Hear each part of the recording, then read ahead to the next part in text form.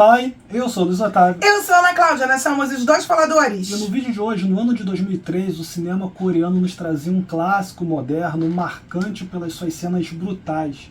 Estamos falando sobre Old Boy e você está nos dois faladores vintage.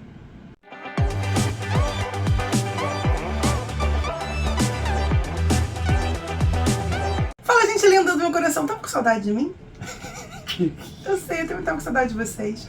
Bom, mas se você chegou até aqui, não se inscreveu, se inscreve, deixa aqui teu joinha, comenta conosco, toca o sininho todinho pra receber notificações de vídeos novos, enfim, faz tudo que eu sempre peço pra você, né? Custa nada.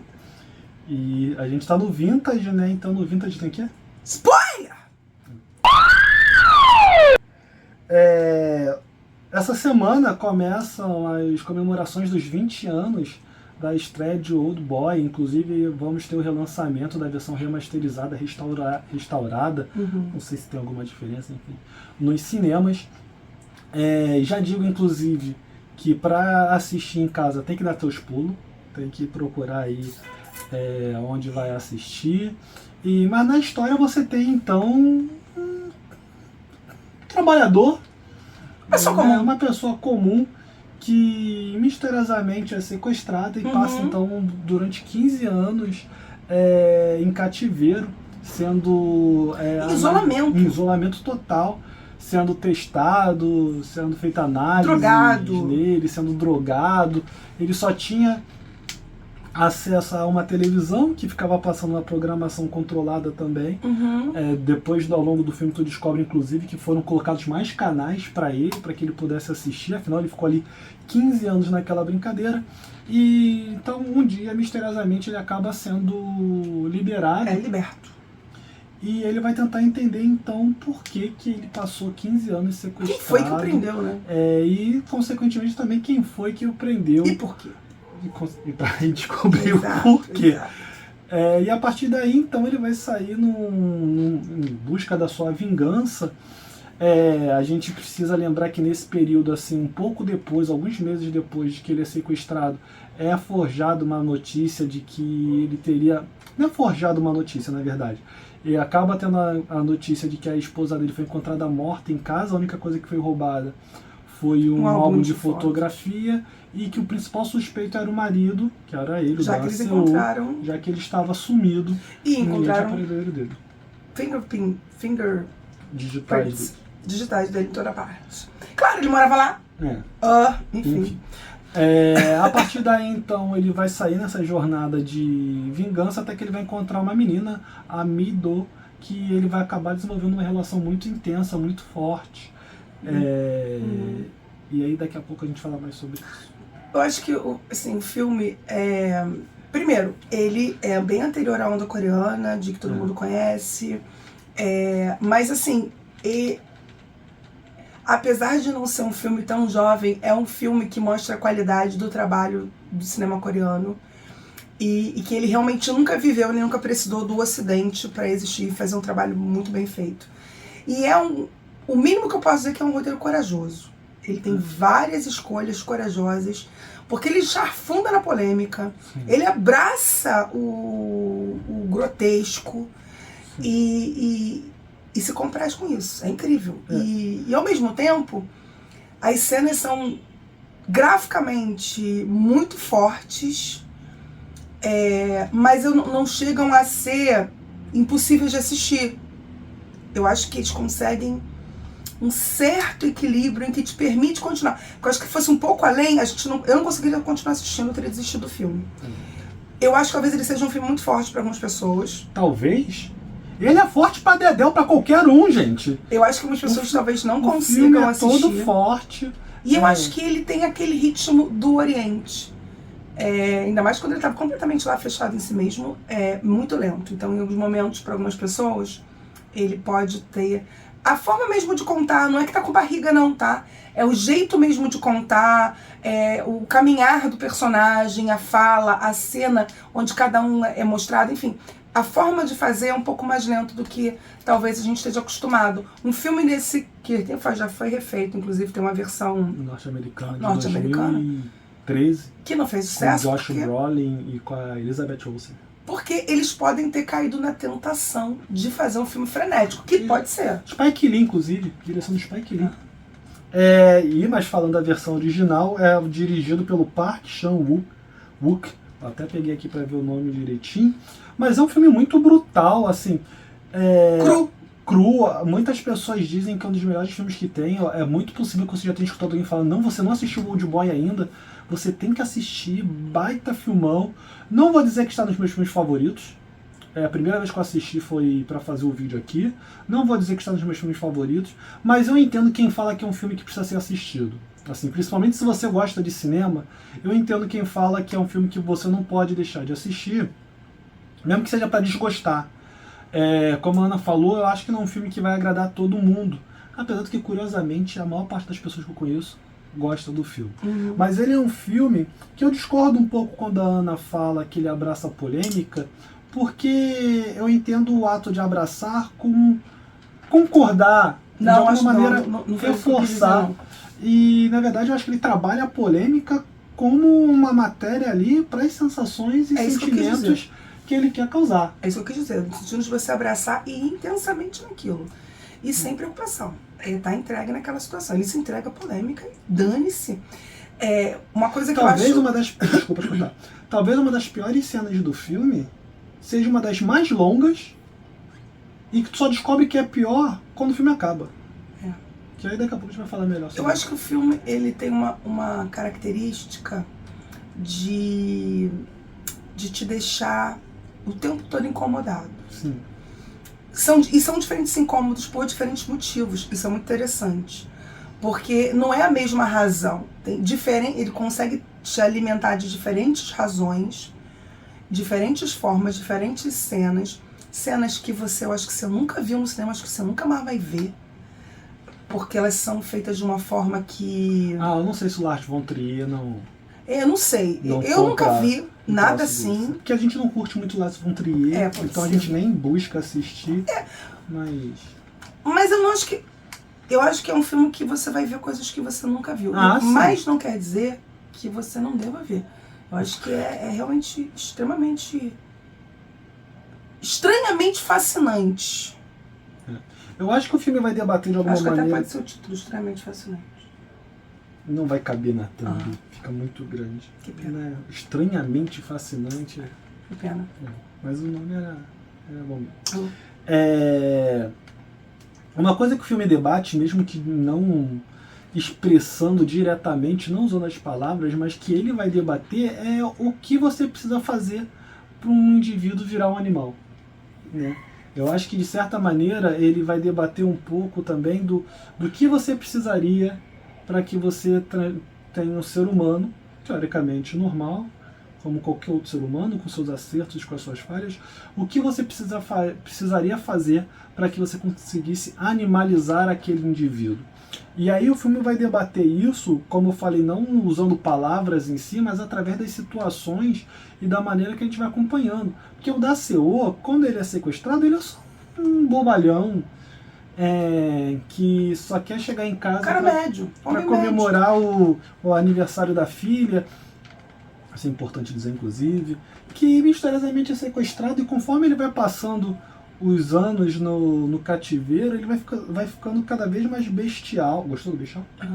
Ele vai ficando cada vez mais animalizado. A única coisa que o sustenta ali é a ideia de vingança, porque ele já sacou também que não vai conseguir se matar, porque quando ele tenta fazer algo nesse sentido, acabam revivendo ele. Então ele vai perdendo a humanidade dele. Tanto que quando ele é liberto, ele tem dificuldade de lidar com as pessoas. Ele perdeu um pouco do tato social. E aí tem duas coisas nisso daqui. Uma é a influência da TV, né? Como ele passou esses 15 anos tendo como única interação a TV, pro bom e pro ruim. E isso a gente percebe no filme, como essa influência, quando boa, vai fazer com que ele tome decisões corretas, mas quando for ruim também vai fazer com que ele tome decisões ruins. Outra coisa também é como que uma pessoa que se vê como uma pessoa boa, quando se vê diante de um problema, diante de uma suposta punição, ela começa a se questionar e começa a se achar até pior do que realmente é, porque em dado momento, quando ele está no cativeiro, ele comenta que depois que ele parou para pensar no que ele fez da vida e quantas pessoas ele pode ter magoado, ele começa a entender que talvez ele não fosse a pessoa tão bacana como ele achava que ele fosse. E curiosamente, o motivo que fez ele estar lá, ele não tinha percebido. Aventado. Olha, gostou? Porra, hoje tá demais esse vídeo. Isso, tá um calor bom. E aí uma coisa que eu também percebi que é muito interessante no filme, assim, é um filme sobre vingança. Os personagens estão movidos pela vingança. Uma vingança cega, amoral, sem amarras, sem ter... Você não ouve falar de Deus na história, nem de pecado, nem, assim, muito pouco, muito um passando, mas a vingança crua. É um filme quase surreal, surrealista, né? Sim. Ele beira isso aí. O fantástico. Eu não sei definir que tipo de filme é Old Boy. É um filme de ação? É um filme de terror? É um filme de suspense? É um filme de surrealista? O que é Old Boy? Escreve aqui nos comentários. Vocês acham que Old Boy é um filme de quê? Eu acho que ele tem toques, né? Sem dúvida. O surrealismo é uma presença o tempo todo ali no filme. Até mesmo pelo cenário, né? É bem psicodélico. É bem...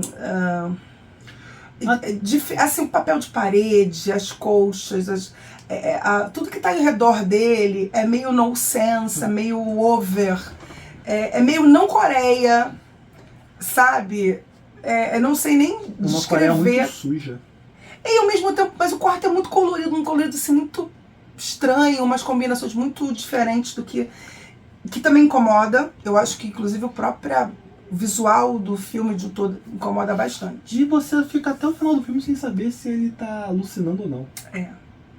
Porque, de novo, o que tá se passando com ele de todo, assim, desde o início, de você pensar, uma pessoa que foi sequestrada e é colocada em cativeiro por 15 anos, sendo mantido naquelas condições, ele começa, inclusive, a entender um padrão, né, de, olha, que ele é alimentado, que limpam ele, cortam o cabelo dele, mudam a roupa dele, fazem curativos. Mas eu falo da alucinação depois que ele é libertado. Porque do nada ele aparece solto, né? E vamos aprofundar um pouco na história. Eu acho que desde o começo é muito doido tudo que acontece com ele. Sim, mas eu falo e depois da alucinação. Ele vai aumentando, ele vai subindo. Porque do nada ele tá solto.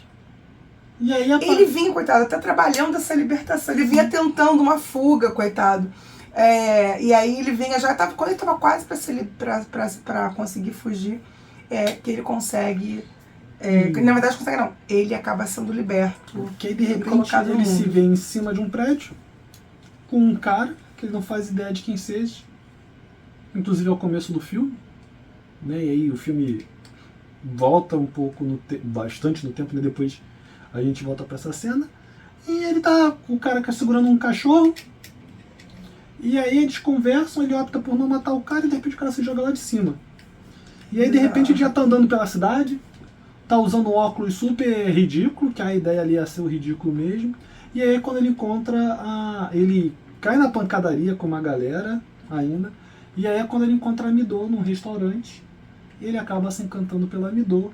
E a Midô também misteriosamente acaba se sentindo atraída por ele. No começo acho que até ela tem uma coisa assim de compaixão. Acho que no começo é muito mais um olhar de pena do outro. Não acho que foi um olhar de pena. Eu acho que no começo é um pouco disso. Eu acho que ela sentiu alguma necessidade de ajudar ele. Então, de compaixão. Mas o sentimento não é compaixão que eu falo. Ela sentiu algum tipo de vínculo. Ela se sentiu impelida a ajudá-lo. Compelida. E aí ele então vai... Ela acaba levando ele pra casa porque ele desmaia no restaurante enquanto ela comendo. Não sabe que assim, eles... E aí tem a cena famosa, né, que ele come a lula viva. É lula ou polvo? Acho que é um polvo. O polvo vivo. E aquilo de alguma maneira fascina ela, inclusive. Mas isso faz parte da comida lá também, então.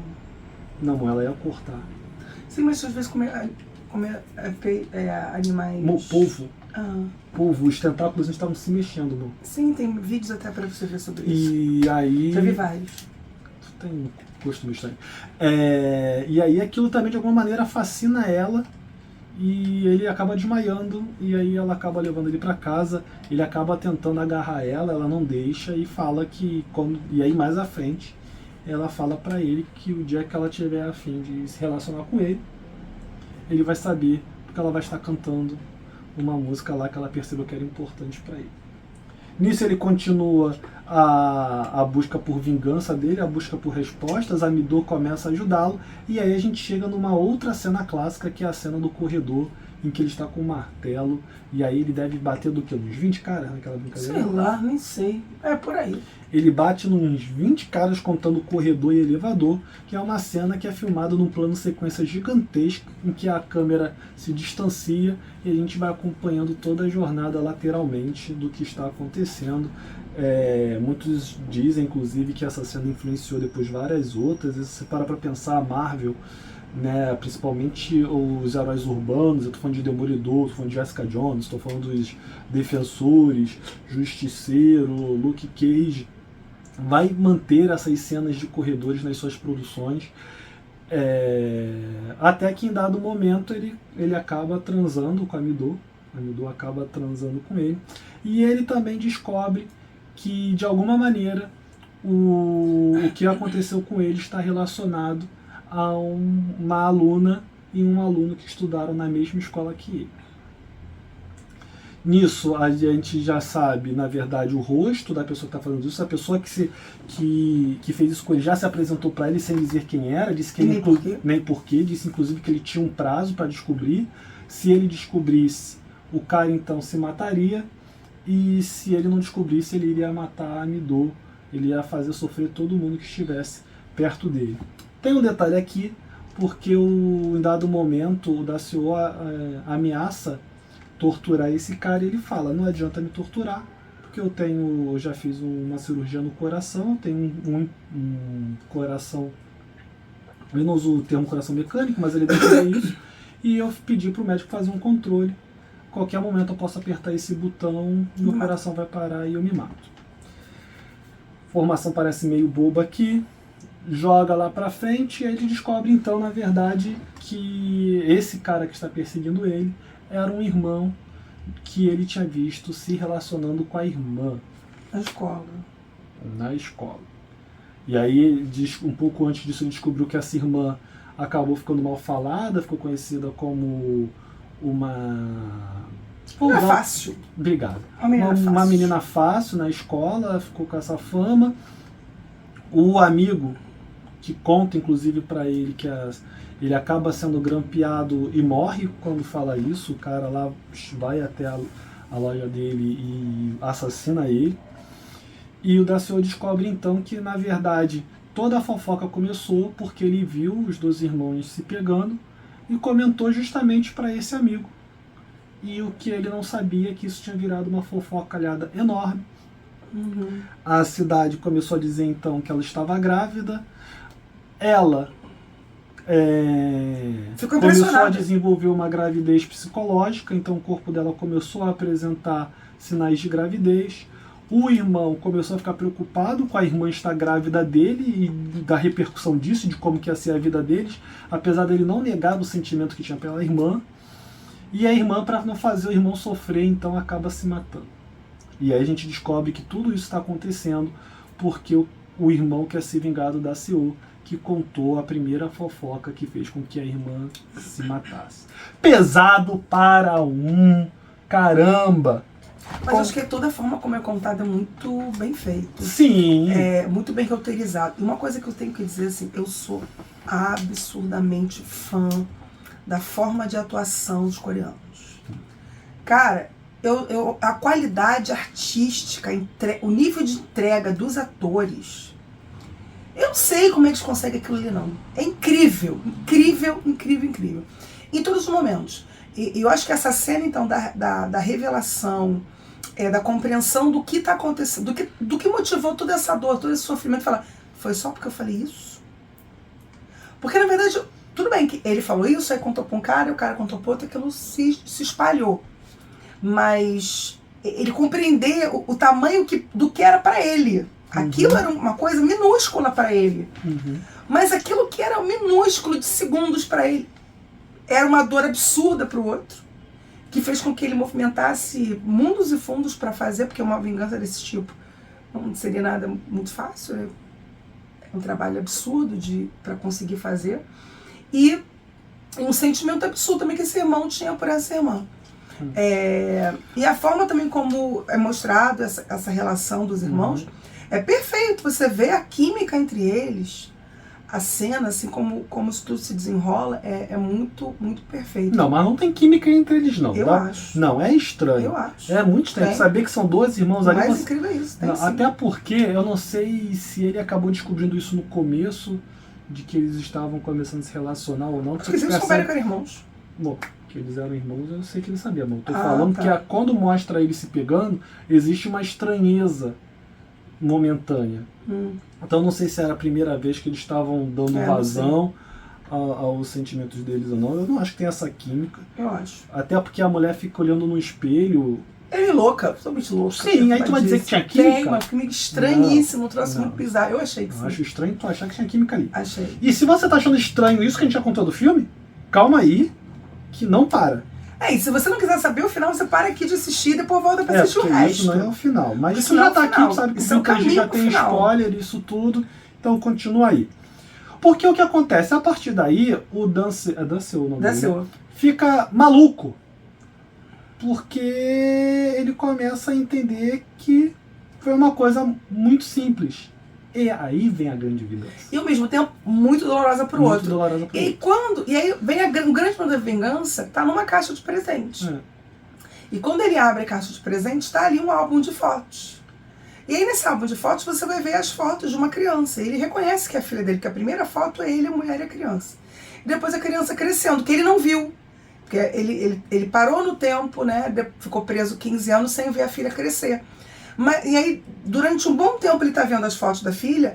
Não sei se ele pensa que a vingança era não deixar ele ver a filha crescer e ter perdido toda a vida da filha. Mas Até o ponto... filme dá a entender que é isso, que a vingança é fazer ele perder toda a vida dele. Até que tu descobre. Até ele chegar no ponto dela adulta. E vem pra próxima foto e mostra os dois juntos. Aí você descobre que a Midô, É filha dele. porque ele estava se apaixonando e que ele tinha transado, que é o que eu falo que você descobre que é uma das cenas mais perturbadoras do filme, porque é uma das cenas de sexo mais longa que tem no cinema, e a garota vai narrando tudo que está sentindo, e ele vai traçando ela sem dó nem piedade, e aí você descobre que você estava assistindo um pai transando com a filha. Eu já sabia disso. Eu falei aqui já no início do vídeo. Eu não sabia. Quando eu fui assistir Old Boy pela primeira vez pra fazer o vídeo aqui do Vintage, mas eu já sabia que você descobria no final que o pai tinha transado com a filha. Mas mesmo sabendo, tu vê a cena, te impacta do mesmo jeito, entendeu? Como é construída a cena é muito bizarro. É cinema puro. E aí... É bizarro, é grotesco, mas é puro cinema. Sim. E enquanto ele tá ali com o cara que armou a vingança, o capanga do cara está com a Midô, com uma caixa na frente dela, com a mesma informação. A mesma... Parêntese. Aí tu descobre por que quando a esposa foi assassinada, roubaram um álbum de fotos da família. E ele fica sabendo, então, que a Midô está prestes a ter a mesma revelação que ele teve. E ele fica desesperado, fala, não, manda o cara segurar, pelo amor de Deus. E ele começa, eu faço então, qualquer coisa. todo um processo de animalização de si se mesmo, desculpar de uma forma de chafurdar na lama, assim, de indignidade para baixo, não sei nem descrever. Porque tu vê aquele cara que passou o filme todo buscando vingança aos pés Destruído do seu algoz, fazendo de tudo, pedindo pro cara não deixar a filha descobrir que ela era... Então, assim, se ajoelhar é pouco, não, implorar gente, é pouco. Ele fala, me use como seu animal, e ele começa a ficar de quatro, começa a latir, começa a rebolar, diz, eu estou balançando o rabo, vem, eu sou seu animal. Ele começa a lamber o pé do cara com um sapato. E o cara num prazer absurdo. Mórbido, num prazer mórbido, num absurdo. prazer, assim, se deleitando com aquela situação. E o cara, assim, se colocando numa posição que é difícil é dura de ver. Gente. A cena é muito dura de ver. Até que chega no ápice, que aí é o ápice da dor física, mas a humilhação já aconteceu, que ele pega uma faca, uma tesoura que estava ali e corta a própria língua. Como se fosse com a ideia da punição, de tirar aquilo que magoou aquele cara. E aí, a partir desse momento, o cara meio que concretiza a vingança na cabeça dele. Ele se dá por satisfeito. E ele não conta pra Mas não só isso. Tem dado momento, tem esse efeito de ciclo fechado, mas ele fala pro cara, né, em dado quando tá tendo toda essa cena, o cara pede pra não contar, que não sei o que, isso, aquilo, outro. Ele fala que a vida dele não tem mais razão de ser. Ele fala que não tem mais prazer em viver a vida continuar vivendo. agora que o cara já sabe. Até, de novo, concretude total. Sim. Ele concretizou o motivo da vida dele, a razão dele viver, o objetivo de vida dele, é a concretização final. E aí ele fala uma frase que eu achei muito forte, inclusive, que ele fala: eu e minha irmã nos amávamos, mesmo sabendo disso. Será que vocês não podem fazer a mesma coisa? Bem doentia, inclusive. E ele fala isso numa naturalidade. Mas é uma naturalidade sádica. É isso que eu ia falar. Entendeu? Ele fala numa naturalidade sádica. Tipo assim, a minha irmã e eu, nós éramos estranhos, mas a gente aceitava o quão estranho a gente é. Você é capaz de aceitar o estranho que você é agora? E o cara, ele já tá destruído. E tem a frase também que eles ficam repetindo ao longo do filme o tempo todo: uma pedra e um grão de areia afundam do mesmo jeito, né? E aí, a ideia por trás dessa frase que eu entendi é o seguinte: não adianta se você fez um pouquinho, se você fez muito, não importa se foi você que só fez um comentário com uma pessoa próxima porque estava espantado com o que viu, ou se foi você que aumentou a fofoca, você fez mal do mesmo jeito. E aí o cara diz, então, para não deixar a Amidô abrir a carta. Ele autoriza o cara que tá lá segurando a Amidô a não mostrar. Ele entra no elevador, relembra a cena da irmã se matando, dele tentando evitar que a irmã se matasse. A irmã é tão doida que eles estavam passeando no... É a mais doida de todas, eu acho. Não, a mais doida de todas não. Porque o irmão é bem complicadinho. Porque eles estão passando numa represa, eles estão tirando foto, ela simplesmente se joga, o irmão tá segurando ela e a câmera pendurada, ela tira uma foto dela rindo. Narcísica ao extremo. Antes dela, aí fala alguma coisa pra ele não esquecer dela, ou que está tudo bem, alguma coisa assim, e aí ela consegue... Não tem arrependimentos. E aí ela se desvencilha e se joga. Depois que ela se joga, a gente ouve o barulho de uma arma, o cara se mata. Ai, tu acha que o filme acabou? Não! Porque estamos coreano, gente. Não. Eu gosto de filme assim, que ele não deixa a tua imaginação. Ele vai mostrar tudo pra você. A gente acabou esquecendo de falar uma coisa importante aqui, que ele conta no final também, que é importante pro que vem a seguir. O cara fala pro Dan Seo: você nunca achou a resposta que você queria, porque você nunca fez a pergunta certa. A pergunta certa nunca foi por que te sequestraram por 15 anos, mas sim por que depois de 15 anos te soltaram, que é quando ele conta todo o plano. E a gente descobre que, na verdade, o que eles fizeram foi hipnose.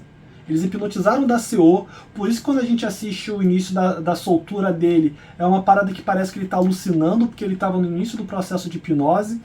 A hipnóloga, contratada por esse irmão, fez hipnose com a Amidô também, e aí fez com que os dois, de alguma maneira, se sentissem atraídos. Aí o cara até fala que poderia dar errado, mas era um risco que ele estava lá para correr, mas que deu incrivelmente certo. E aí a vingança dele se consumou. Vale a pena dizer que ele sequestrou o cara e manteve o cara preso por 15 anos para fazer o cara não saber como a filha ia ficar, para a filha não reconhecer ele, esperar ele crescer, para fazer com que ele transasse com a filha. Tá? E aí ou se apaixonasse pela filha, né? Não era só transar. Sim. Era se apaixonar pela filha. Porque se consumou com a transa. Sim, mas e o filme termina com os dois juntos. Peraí, porque o Seo vai atrás da hipnóloga e pede pra ela fazer com que ele esqueça tudo que ele que ele descobriu que a Amidô era a filha dele. E aí a psicóloga fala que ela pode tentar, que é arriscado, que pode dar certo, pode não dar certo, mas ela faz o processo. A Amidô chega e encontra o pai todo desgrenhado, porque ele tá no meio da neve, tá com umas roupas meio estranhas e também castigadas pela neve. Ela abraça ele, diz que o ama, e aí ele tá rindo, um pouco antes do filme acabar, ele faz uma cara de sofrimento. Há um jogo de câmera. E E ele olha quase que pra gente. Não chega a romper a quarta barreira, mas ele quase olha pra gente. E faz uma cara de sofrimento. Aí tem outras coisas aqui. Ele preferiu esquecer que a Midô era a filha dele pra não ter que reviver o fato de saber que ele transou e se apaixonou pela filha, de como que ele ia contar pra filha isso. Porque muito do sofrimento dele foi isso também. Muito desse sofrimento foi da filha saber que tinha transado com o pai. E que aparentemente o tratamento deu certo, mas não tão certo assim, porque dentro dele existia uma estranheza da relação, desse amor, vamos colocar assim, da Midô por ele. Teve um detalhezinho que eu esqueci de comentar, que depois que o irmão conta pra ele, né, o irmão lá do casal conta pra ele todo o plano e diz que pra não deixar a Midô abrir, ele joga o controle remoto do troço do coração dele. E aí o Daciolo vai desesperado, pega pra apertar, e quando o Daciolo pega pra apertar, na verdade aquilo era só uma canetinha de laser. Era uma canetinha era um pointer, mas conectado a caixas de som, e aí quando ele aperta, começa a tocar a Midô e o Daciolo transando. Oh, Jesus, o povo de louco, É um filme pesado para eu vou te falar, caramba. 2 horas de filme. O último filme que eu comentei aqui foi A Médium. Outro filme profundamente perturbador. Mas para outra vertente, né? Totalmente Sim, mas diferente. perturbador. Sim. É perturbador. E agora tu comentou. Tanto esse agora, profundamente perturbador. Eu estou me sentindo no Refúgio Coach. Alô, Lucas. Do nada isso. Eu estou me sentindo no Refúgio Coach. Porque é perturbação em cima de perturbação, né? Pra mim, Lucas você ainda teve um refresco aí no meio. Teve A Noite das Bruxas. Eu não. O ingresso, teve Aventureiros do Bairro Proibido. Então assim, gente, é isso. Então se você chegou até aqui sem se inscrever, sem deixar seu joinha pra gente, tá esperando o quê? Deixa aqui pra nós. Comenta conosco se você tá curioso, se você já assistiu, o que você acha do filme, se você vai dar uma chance, enfim, comenta com a gente adora quando você comenta conosco. Se você vai no cinema assistir a versão restaurada. Isso. Nós estamos em todas as redes sociais, muito fácil, com 2 faladores, é muito fácil achar a gente. Nós estamos no Faixa Pop, com uma coluna quinzenal. E é isso, pessoal. Até o próximo vídeo. E fique esperto, porque se tudo der certo, sexta-feira tem live. Tchau, tchau. Valeu, até a próxima.